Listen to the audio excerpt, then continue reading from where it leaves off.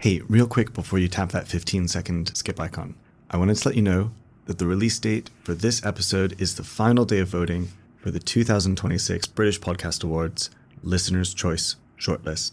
If you'd be up for giving this bananas project a little bit of love, please head to britishpodcastawards.com/voting today. Type in Make Planning Make Sense and confirm your vote by tapping the link in the follow-on email. Thanks very much, and thank you for listening.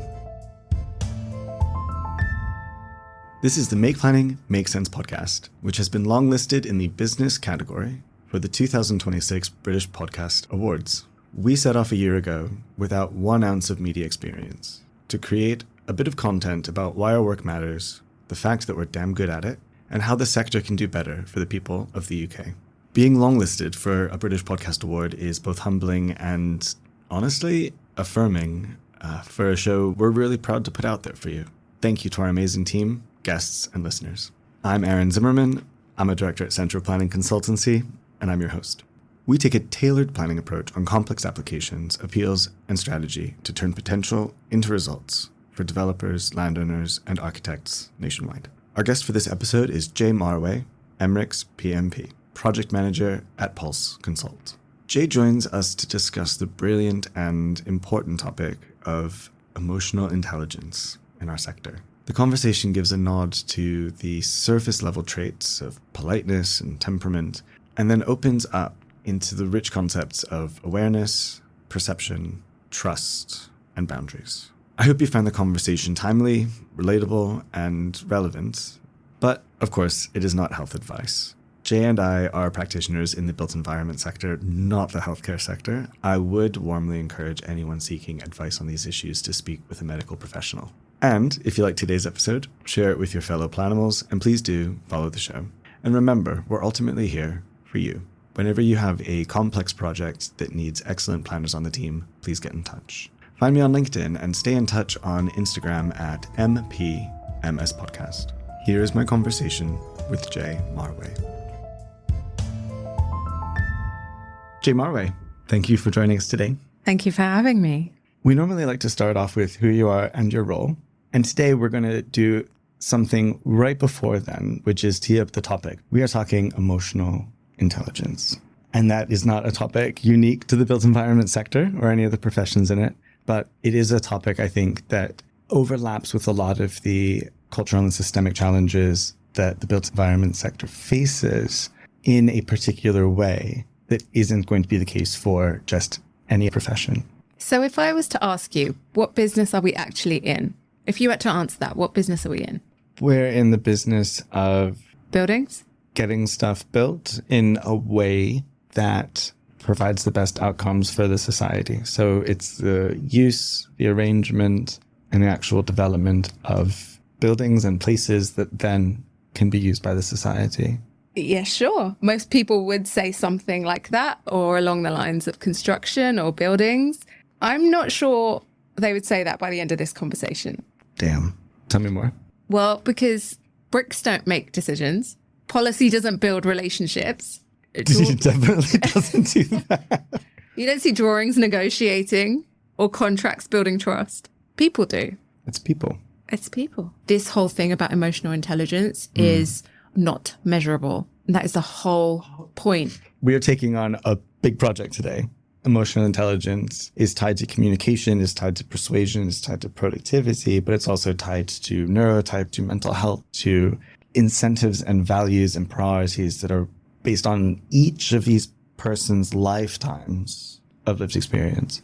If we were to put the concept of emotional intelligence into a framework, how can we start talking about it?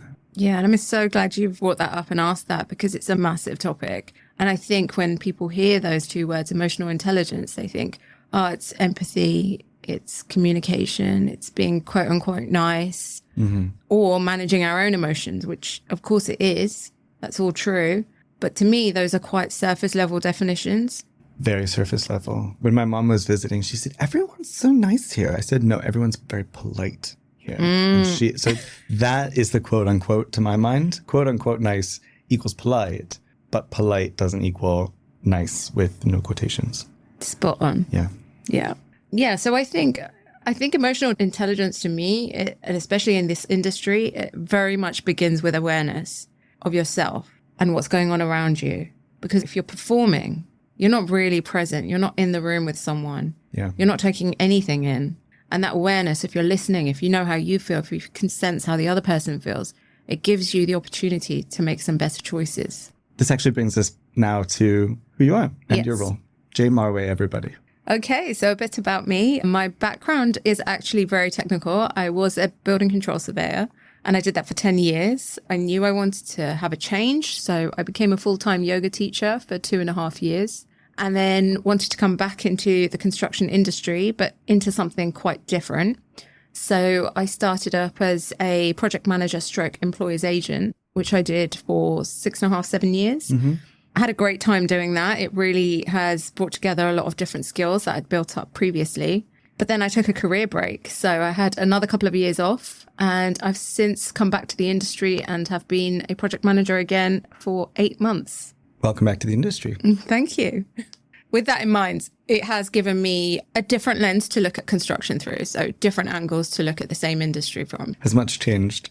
Your role is different, but has much in the industry changed? Well, it's interesting because if you imagine I don't like to say gatekeeper, but I was on the side of regulation and I was holding the cards at one point. Yeah.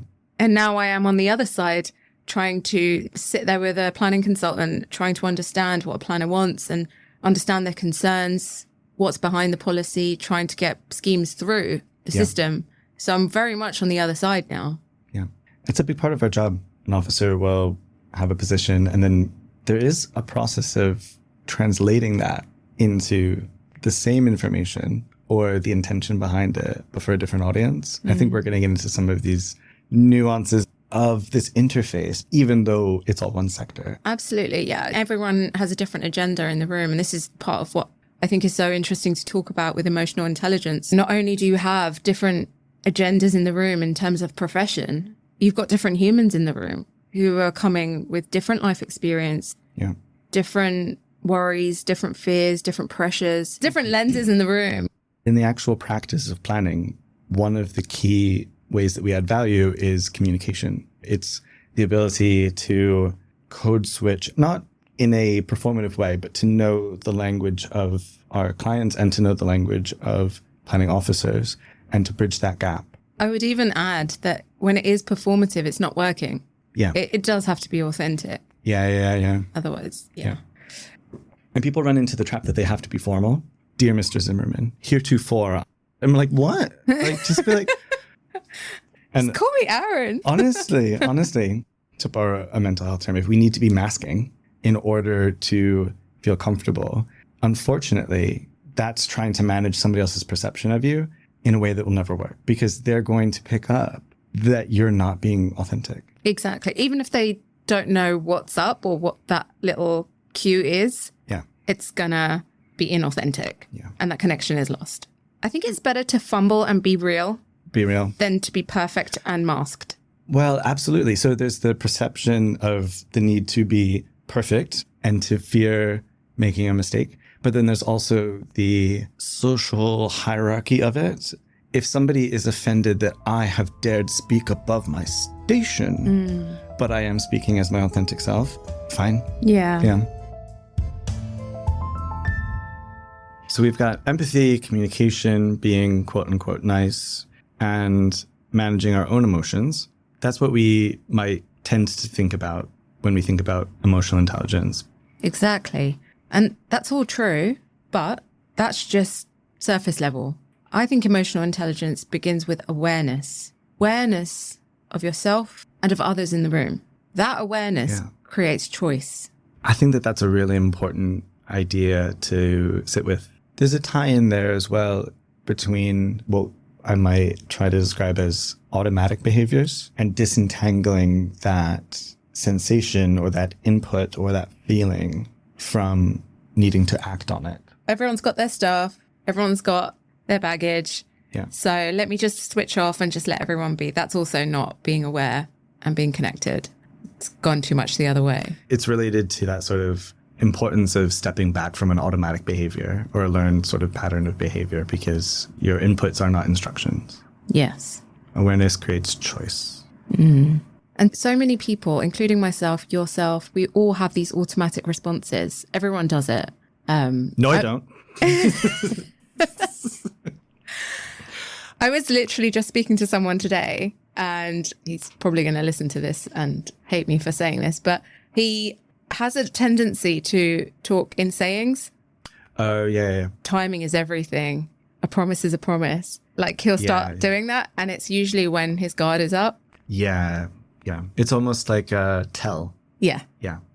Like cliches or like vignettes. I said, do you have a book of sayings that you've just recited? Can you please just talk to me normally? I've described them before as like pre-planned scripts. Like the council says, well, precedent is a material consideration. And then the applicant says, yes, but there's a duty to follow a consistency in decision making. And then the council says, well, that case is different and everything needs to be case by case on its own basis. Like, it's just so It's too automatic. choreographed. Yes. It's exhausting. So if we have awareness and awareness creates choice, what then does that mean for communication? Well, I think it completely changes it, because the conversation you're having is rarely the conversation that's actually happening. And when you think about people with their guard up, or people who are being choreographed in whatever way, or maybe someone who's being unnecessarily prickly in a conversation, what they're saying is hardly ever what they're saying. Yeah. It's a sector where everybody needs to be a problem solver in one way or another.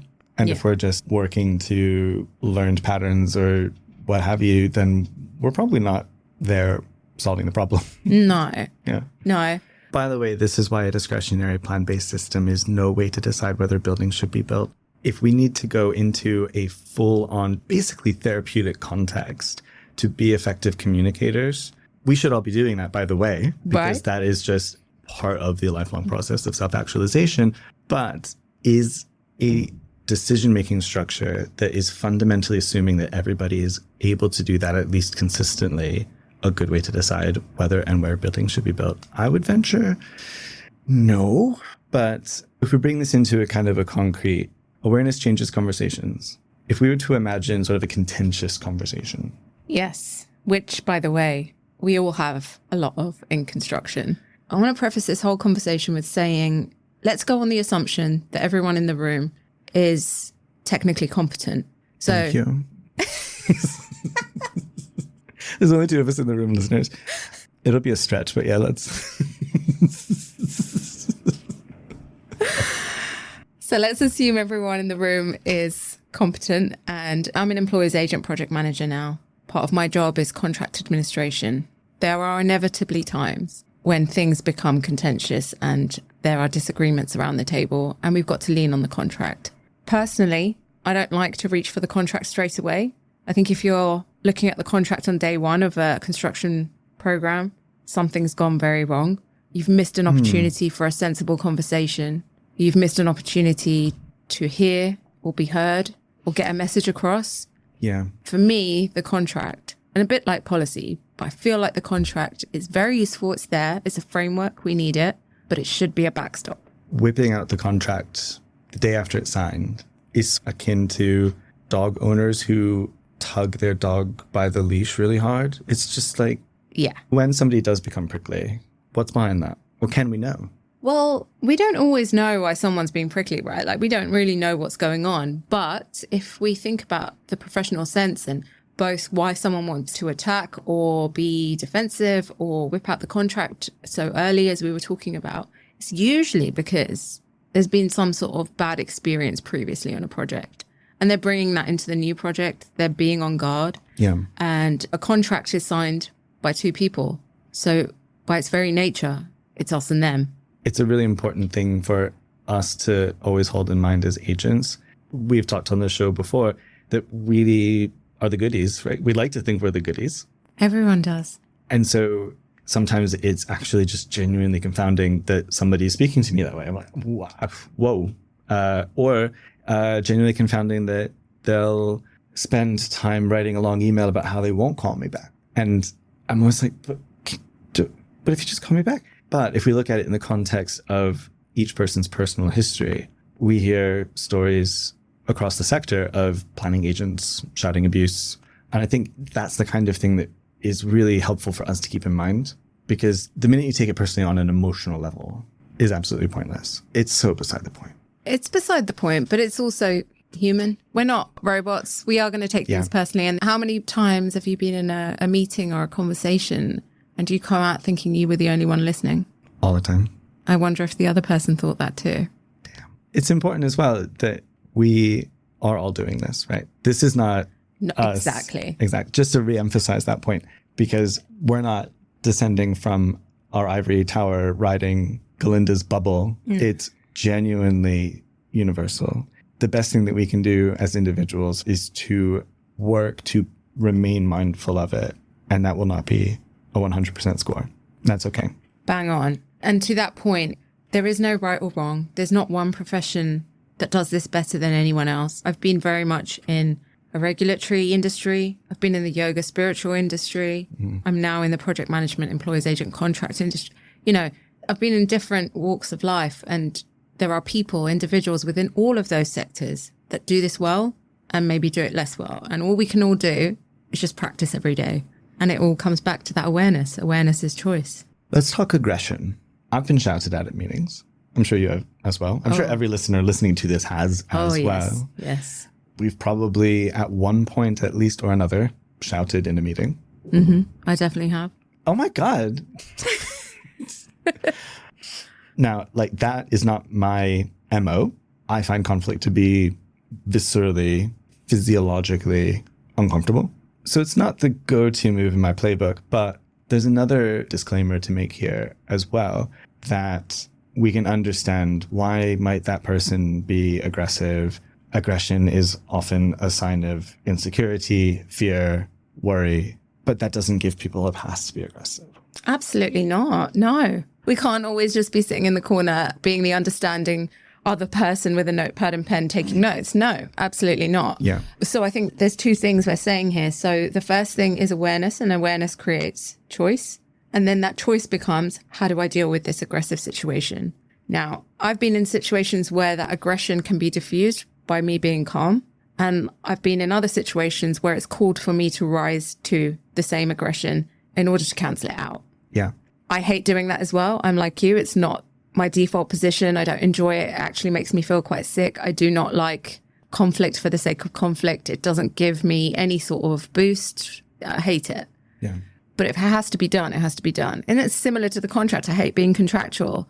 But if someone starts getting contractual with me and makes me go down that road, it's not a good dynamic. But sometimes if somebody's shouting at me, not only, okay, is that because they feel fear or insecurity or exhaustion, they also feel that's an acceptable dynamic with me, that I am somebody who can be shouted at. And in situations where that dynamic has continued a few times, sometimes it actually, unfortunately, is, I don't know. If you're a trained psychiatrist, please write in and let us know how healthy this is. But sometimes, like, the way to resolve that is to, like, also whip it out and just be like, sit down. And then they're like, oh. And then all of a sudden they're like treating you like they're equal, like chum, chum, chum. And I'm like, what the fuck is that? But like, why couldn't we start there? Why couldn't we start there? Why couldn't you just respect my humanity from day one? Oh God, I'm shouting in a meeting again. Oh, look at me go.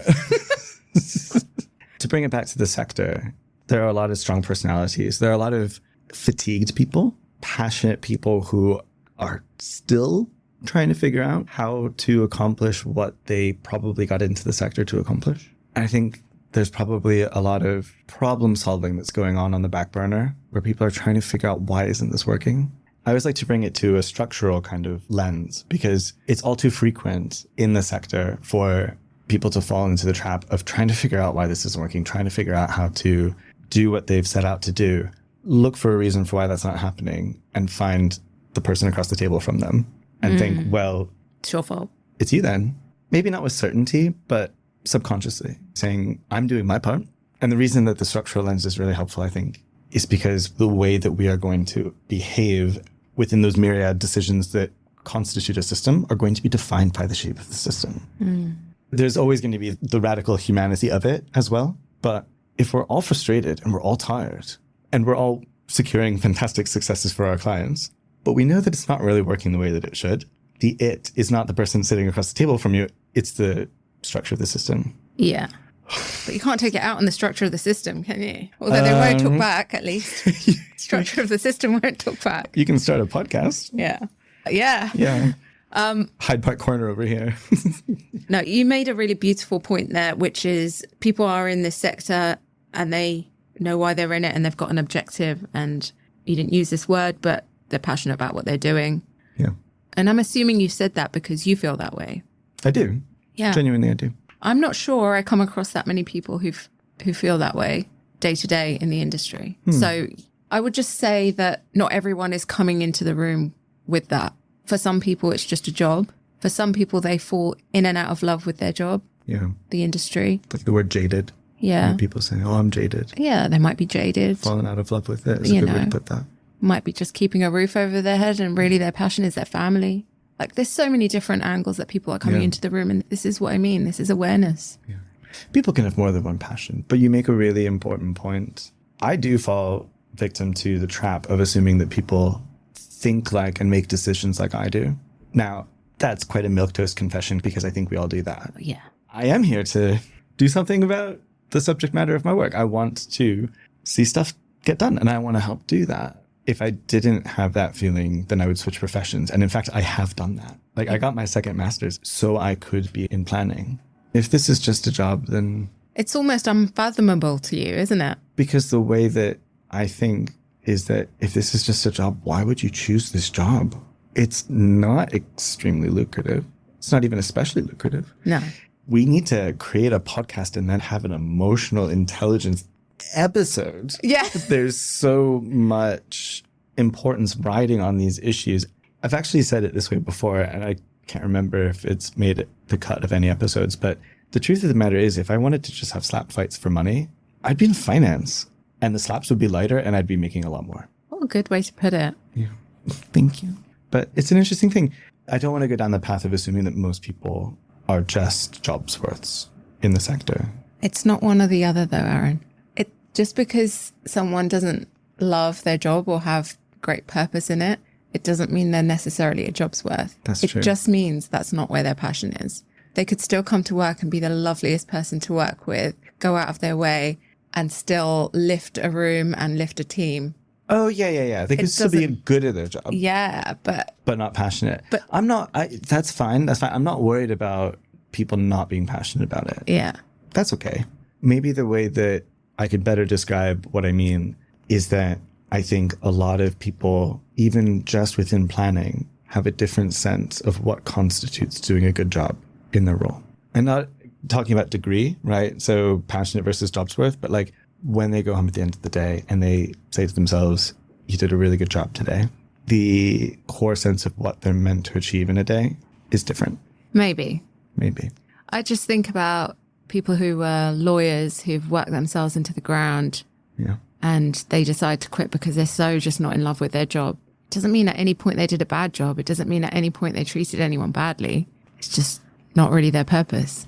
You can still perform well and be very humane, even if you're in the wrong lane. Yeah. So that's boundaries, right? We should definitely talk about boundaries. Yes, absolutely. But I don't even mean in terms of how much balance somebody brings to the job either. Yeah. If somebody is asked, what are you meant to achieve by doing this job? I think the answers would be different. Say more. I would say to facilitate the provision of a society's needs. And in that, my incentives and my client's incentives are the same. So my client could certainly hear, win me planning permission, and that is still correct. I have the perception, and I'm genuinely curious about it, that in the public sector, sometimes they don't have that answer, and that it might be something else, such as extract maximum public benefit as it's been designed by planning colleagues 3 years ago from this applicant. Okay, so what we're talking about is objective. That's the word. There we go. No, but this is good. This is juice. This is part of what we're talking about. This is juice. This is exactly this is a demonstration of it. It's like we figured it out. God, we're good. This is exactly what we're talking about. Like, we didn't argue. We just carried on until we understood each other. Objective is absolutely the word. Yeah. What's your objective? And not that person personally, but what is your objective in this role? Yeah. Like, So we go into a pre-app. My last pre-app was amazing, by the way. Both the consultant and the planning officer were fantastic. I would say both had incredible emotional intelligence, and it's probably the best one I've ever been in. It's ever. like Christmas morning, isn't it? Oh my God, it was so good. When everybody is both warm and thinking in the moment and kind and polite, but then just genuinely sharing a shared sense of outcome. Exactly. We had the planning officers who knew their policy, obviously, inside out, but they came in knowing the objective of that scheme, what it was trying to achieve. But more importantly, and what actually worked really well with the officers who were open to conversation and didn't just talk about policy and not listen like that. So they didn't just recite policy and switch off. And then we had the architect and the planning consultant go in with a very curious mind. Yes. Yes.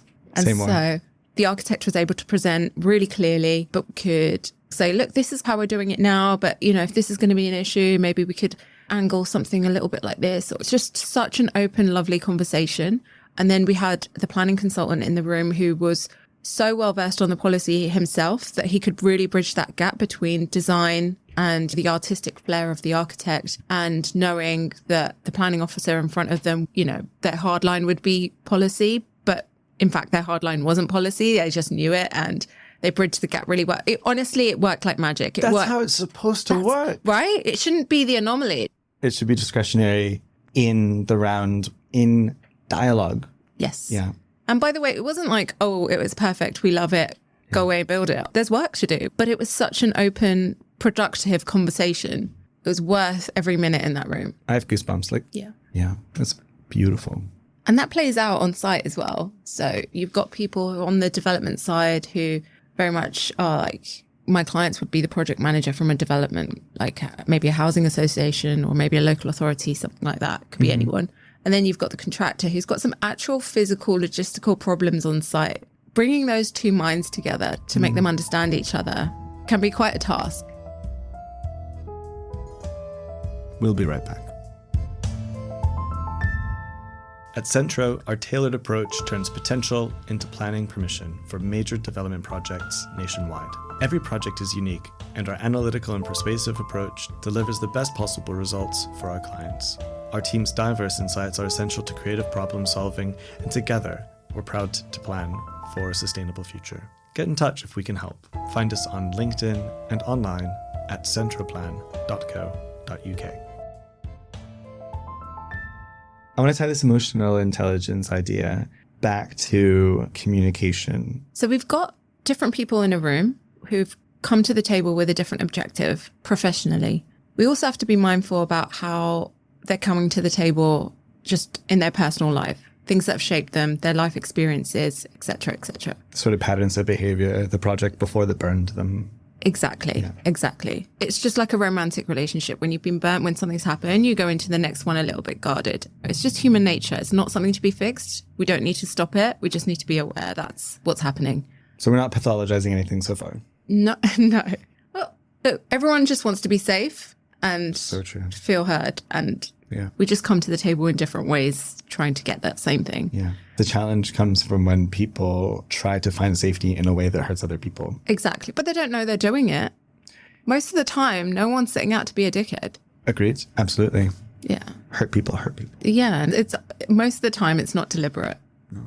It's something they're doing to make themselves feel safe. Yeah. I was also going to say there's plenty of different professional personality tests which break down different personality traits. So, you know, the famous one is the triangle, which has got like the blues as a people person. If you're a red, you're an action person. And if you're green, you're super analytical. So I'm a blue, which I knew I would definitely be. But I think those things are useful, but I think they categorize people too much. They put a sticky label on people. And I think the whole point of emotional intelligence is to, okay, go into a room with that in mind. Fair enough. If someone's like, where is this? Maybe they're not rude. Maybe they're just a red. Yeah. Or if you ask someone a question and they ask 7 questions back, it's like they're not trying to be difficult. Maybe they've just got an analytical mind. Fine. So when emotional intelligence is not brought to bear, and we all do it, what do you see as the costs of that? Or even said another way, what's the benefit of using emotional intelligence rather than the punishment? And I really think it comes down to not wasting energy that doesn't need to be wasted. So there's this concept Wu Wei. It often gets confused with non-action. It's not about non-action. It's not about being passive, but it's use what you need to and save what you don't. And I think when you come into a space, I'm sensitive, but if I took everything to heart that was happening in a construction meeting, and sometimes they can be pretty bullish, I would be exhausted. That would be a massive waste of energy. Yeah. And in the same way, when someone comes into a meeting, fists clenched, super defensive, that's another super waste of energy, you know? The thought that comes to mind in my internal monologue is, this isn't what my life's going to be about. I could try to take that on for that person, or I could try to fix that person, or I could ruminate about being treated badly at some point. It's just not what my life's going to be about. Yeah. And we can help people who are working on themselves, but we can't change each other. No. Emotional intelligence is about how we show up. It's not about fixing other people. And when we talk about traits like people being prickly or whatever, it's an observation. It's not, let's go out and try and fix everyone.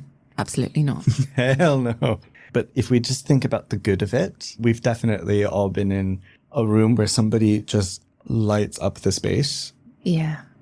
And you like to think, wow. And that's really hard to define, isn't it? What makes a person build energy in a social dynamic without spending it themselves? It's not a zero-sum thing at all. And it's such a good point, because essentially what you're saying is you can't put your finger on it. You don't know what it is. And obviously we're working in an industry which has got a tangible outcome, right? It's got a building at the end. And everything along the way, or many things along the way, can be measured. So you can have KPIs, you can have policy, regulation, obviously financial targets as well. List your corporate values. Yeah. Do the triangle personality training, all of it, right? Yeah. But how do you measure trust? Trust. Because when we build trust, then we see the benefits of it for our clients, for our projects, but also the communication costs less for each of us. The challenge of it, though, is coda, the fact that people aren't bringing trust. You know, a phrase that drives me absolutely crazy is trust is earned. Ugh, can't stand that. It's essentially just guaranteeing that the starting point is a hole you need to dig out of. Yeah. Yeah. Trust can be lost, absolutely. But for trust to start with a zero baseline and then go up is really difficult. Up to who as well? Who are you in your ivory tower deciding who gets trust and who doesn't? As we were talking before, that's not an arrogance, it's a defensiveness. And a default position a lot of the time. Like sometimes when you get used to doing that, you just do that. Yeah. This is not Wu Wei. This is a lot of wasted energy. Yeah. It makes it all a lot less sustainable. Yeah. Because the whole concept of doing what you need to and rest what you don't is achieving more with less input, wasting less energy. So it becomes more sustainable. We get more results, we get more done. So all of this is just zapping and using a resource that... It's exhausting. It's exhausting. So Wu Wei in a nutshell is... using what you need to and holding back what you don't, preserving what you don't, i.e. not forcing, not pushing when pushing isn't required, but also not mistaking resistance for progress. Whoa, that Don't fight for the sake of fighting. is great. Yeah. Yeah. Don't mistake resistance for progress. Yeah. I actually do wonder if some people in the sector think that resistance is progress. Yeah. To that point, I think there's a lot of people in construction who spend enormous amounts of energy trying to win conversations. Yeah. When the alternative is use that energy to understand conversations. And we see that in planning as well. I don't want to necessarily get into officers' heads, but I'm going to dip my toe in anyway. Yeah. If the sector consistently shared a sense of purpose and outcome, then our jobs would be very different. Sometimes my colleagues across the table in the public sector think that their job is to win against me. Yeah. Actually, it's more or less been said to me by the public sector at different points. Oh, God. Yeah. Not just what you've described, what I witness in the industry as well, is a group of very talented people. Thank you. Who could all be looking forward and working towards the same goal. But unfortunately, what happens from time to time is instead of using that energy to move forward towards a shared objective and goal, is they start looking sideways and start going to war with the people that are on the same team. And it's such a waste of energy because that energy going sideways could be going forwards. Yeah. And if you just understand and appreciate that everyone on the team has got something different to offer and can help you get to that same objective in a different way, we'll get there so much faster. We'll be so much happier when we get there. We'll have such a good time doing it. And isn't that the whole point? For me, yeah, it is for me. Like I said, people are coming to the table with different wounds, different histories, and that behavior, I think, sometimes people feel that control is power, and there's a reason they want that power. And bringing it back to that touchstone of a structural lens or an institutional lens, the rules of the system are written in a way that allows people to do that. It gives them that opportunity. No, that's not how the system's designed to work, of course. But if it gives them that opportunity, there will be people who would take that approach. And I think that speaks back to what we were discussing, that the shape of the process is so determinative in the outcomes available. And sometimes I think the planning system gives too many options.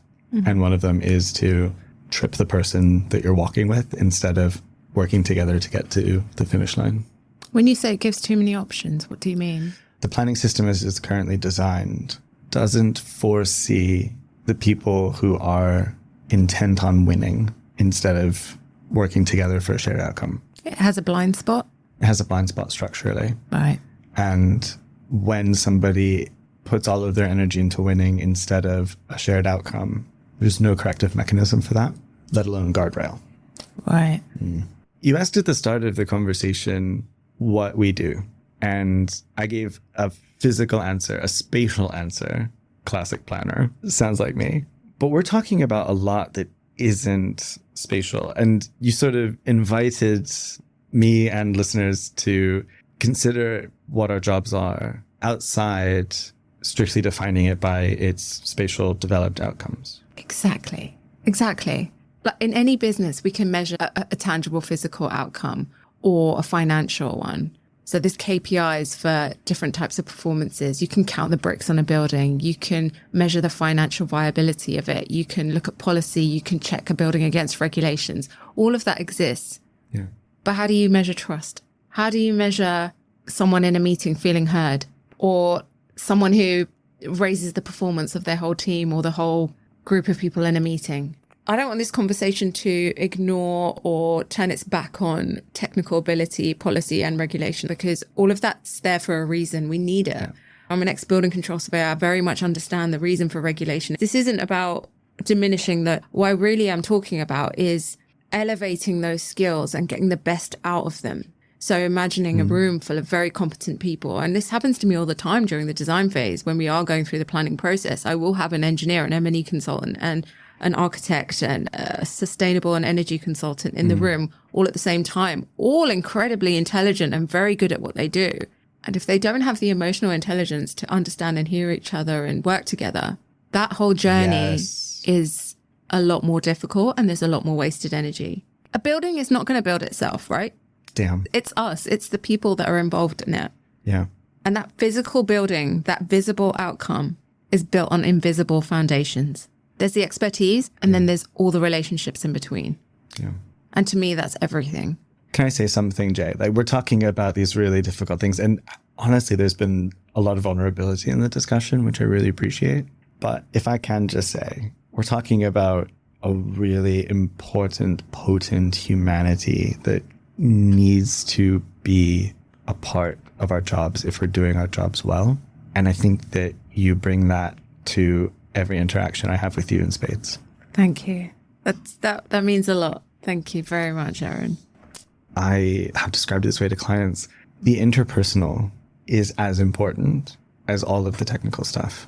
Yes. At least as important. At least as important. And I've been in situations where I do feel that an officer is bringing a guardedness when they don't know us yet. And we can all drone about how hard it is to get people on the phone. And it is. I have come this close before to just writing, I'm not going to shout at you. Can you please just call me back? I mean, that's quite measured. I'm surprised you haven't written that yet. It just seems presumptuous, but it's the best guess I can offer for why they wouldn't. Like, come out from under the sofa. But I want that opportunity to be able to let them know that. Do you know what? Your experience sounds more difficult than online dating. There's so many parallels with the protectiveness and the ghosting. Like you said, I've been hurt before, right? We've all heard it. We've all felt it.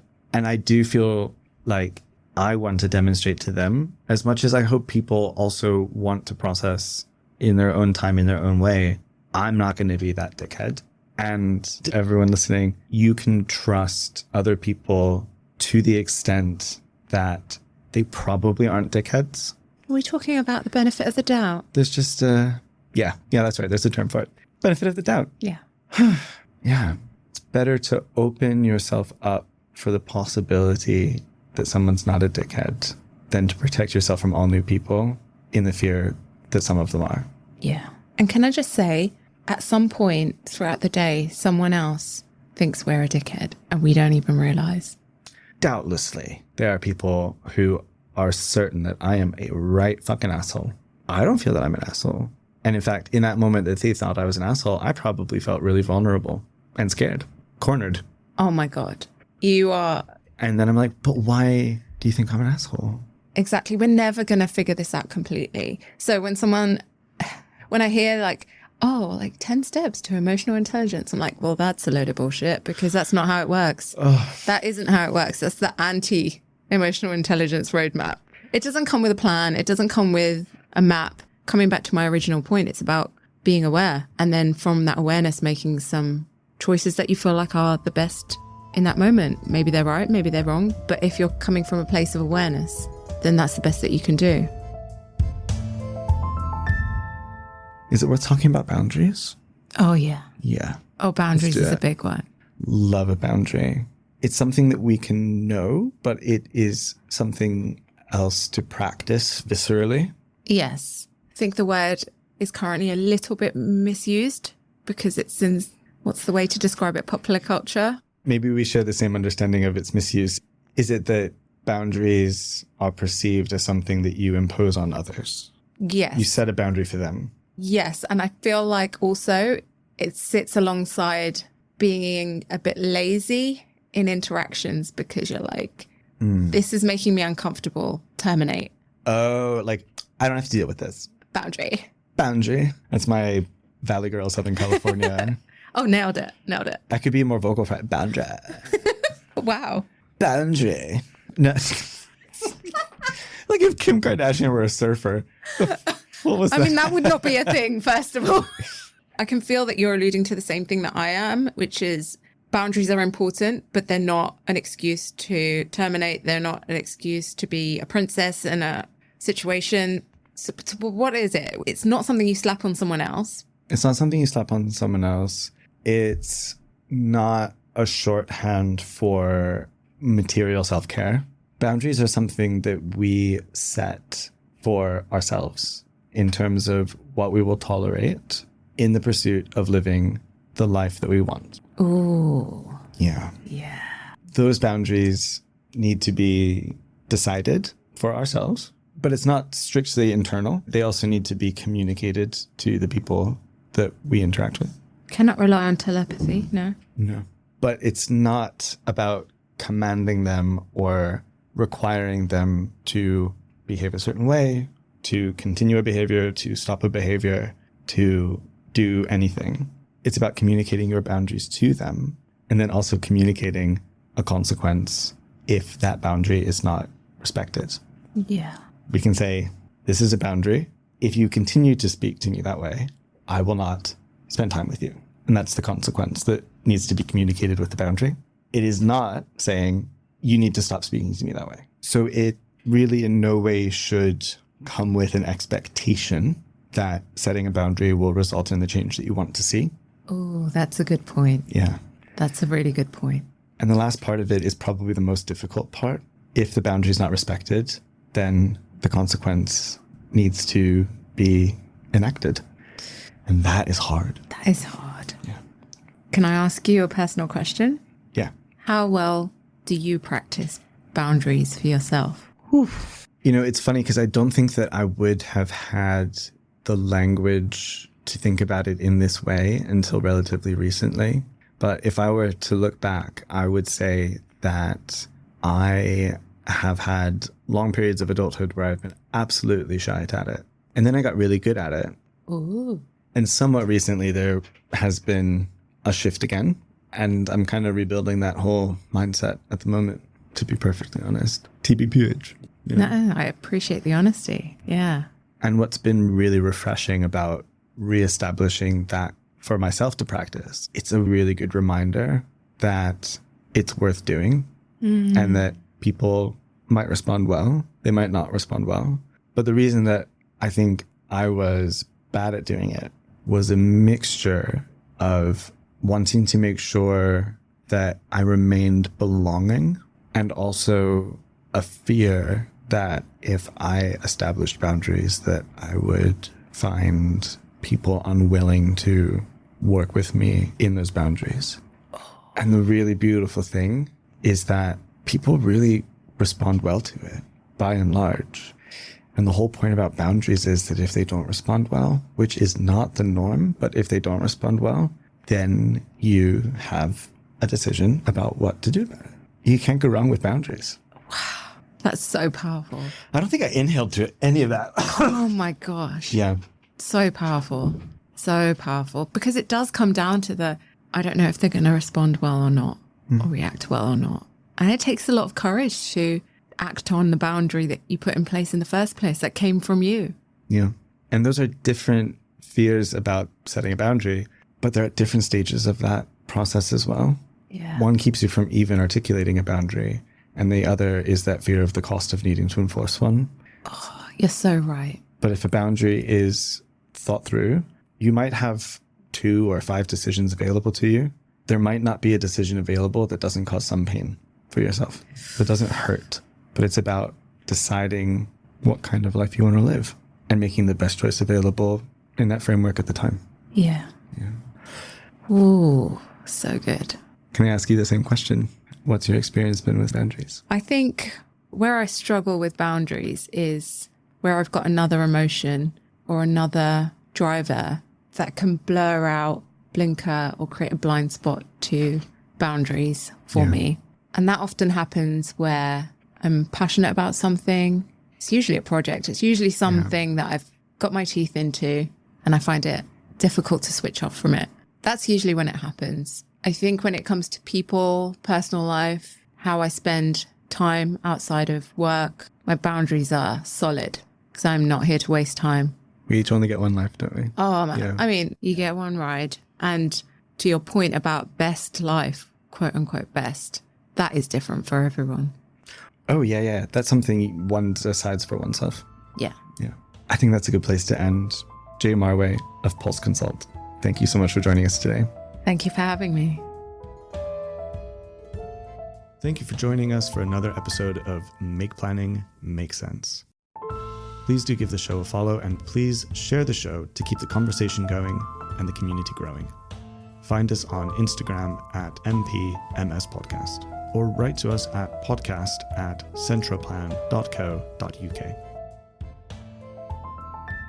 Make Planning Make Sense is presented by Centro Planning Consultancy and recorded in beautiful London, England. Its executive producer is me, Aaron Zimmerman. Graphic design by our colleague, Mariam Malaxi. Music by Joseph McDade. From all of us here at Centro, thanks again for listening.